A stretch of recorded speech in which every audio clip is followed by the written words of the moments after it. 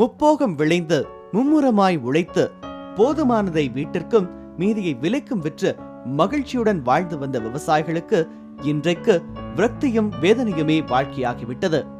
மழை இல்லாமல் கழனிகள் எல்லாம் காய்ந்து களை இழந்து போய்கொண்டிருக்க, விளை நிலங்கள் எல்லாம் விலையாகிக் கொண்டிருக்க, விவசாயத்தை தங்கள் உயிர் மூச்சாக கொண்டவர்கள் உழைத்துக் கொண்டிருக்கிறார்கள் சில இடங்களில்.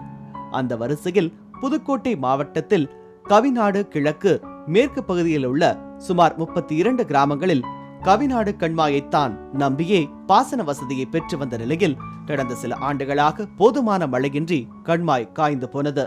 பாசனம் பெற்று வந்த சுமார் 1000 ஏக்கர் விளைநிலங்களில் விவசாயம் செய்ய முடியாமல் வீணாக போனது என்று வேதனையுடன் கூறும் விவசாயிகள், இந்த கவிநாடு கண்மாய் 3 துறைகளுக்கு சொந்தமானது என்றும், மழை பெய்தால் மட்டுமே நீர் என்ற நிலையில் வெள்ளாறு மற்றும் பெருஞ்சோனை கண்மாயிலிருந்து வரும் தண்ணீரும் இதில் தேக்கி வைக்கப்பட்டு பாசனத்திற்கு விடப்படும். கடந்த சில வருடங்களாக மழையின்றி வறண்ட பாலைவனம் போல் காட்சியளிக்கும் இந்த கண்மாய் தகுந்த சீரமைப்பு இல்லாமல் புதற்காடுகளாகவும் மண்டி போனது. என்றைக்கு மழை வருமோ, தங்களின் மனம் குளிருமோ என்று வேதனைப்பட்டு வேண்டாத தெய்வமில்லை, செய்யாத பரிகாரமில்லை என்று கலங்கும் விவசாயிகள் வருண பகவானின் கருணை தங்களுக்கு கிடைக்காததால் நகராட்சி கழிவுகளின் கால்வாயாகிவிட்ட குண்டாற்றில் ஓடும் கழிவு நீரை பயன்படுத்தி விவசாயம் செய்யும் அவலத்திற்கு தள்ளப்பட்டுள்ளோம். வேறு வழியின்றி கழிவு நீரை நீர்ப்பாசன இயந்திரம் மூலம் கழனிகளுக்கு பாய்ச்சி விவசாயம் செய்து வருகிறேன் என்கிறார் விரக்தியுடன் விவசாயி.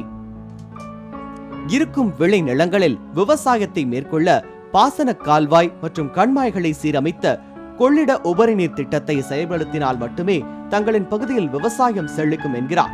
இதை அரசும் அத்துறை அதிகாரிகளும் கவனத்தில் கொண்டு உரிய நடவடிக்கை எடுத்தால் உழவு தொழில் உயர்வடையும் என்கிறார்.